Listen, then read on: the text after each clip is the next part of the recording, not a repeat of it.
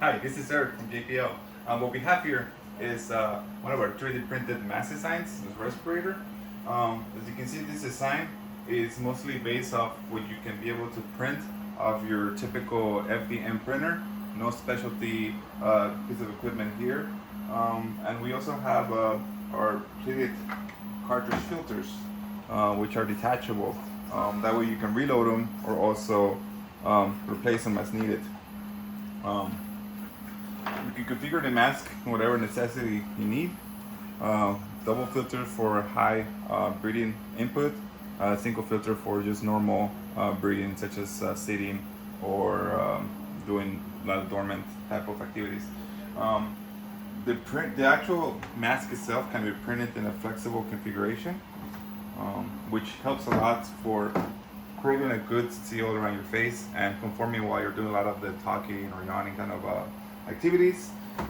But if you don't have the capability of printing flexible, because sometimes it takes a little longer, or maybe you don't have a decent enough extruder in your printer, you can also print it on a rigid factor, which you can then add a cod seal to kind of form around your face. That not only creates a comfortable interface to your face, but it also creates a good positive seal on it. You see we did a lot of revisions and versions here, and we're still kind of just pumping through it. Do you have any questions? How much does the printer cost, and what type of printer did you use? So this specific printer is one of the most popular ones that are out there right now. They're not that expensive. They go around maybe anywhere from $700 to $1,000. This one's stock. This one's a little bit upgraded, but you can print the mask on any of them. How long does it take to print a mask? If you're printing the flexible mask, it takes about 5 hours per mask. But if you're printing it on the rigid configuration, you could print this shell in about an hour and a half. And how much would you guess the material costs? Oh, you're only putting about a couple dollars per mask, maybe $2, $2.50. It's very, very cheap. You don't use a lot on this print since it's being more of a hollow type of shape.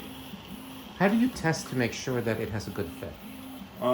So what we did, we were following the NIOSH procedure of checking on the field test fit, which is the positive negative pressure test.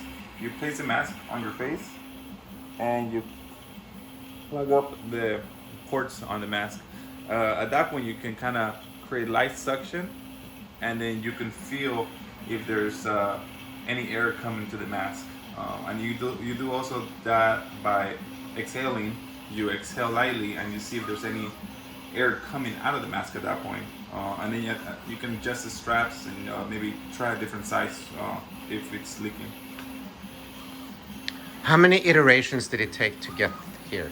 Oh, we have a lot of iterations. I probably would say a bit, maybe like 30.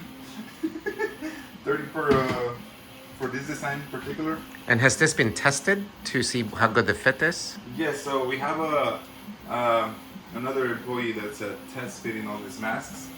We make them to basically the size that he gave us of his face length, and we send him the samples, and he uses a piece of equipment called portocam, and he can measure out the particle difference between the atmosphere to the inside of the mask. Excellent. Yeah. Thank you.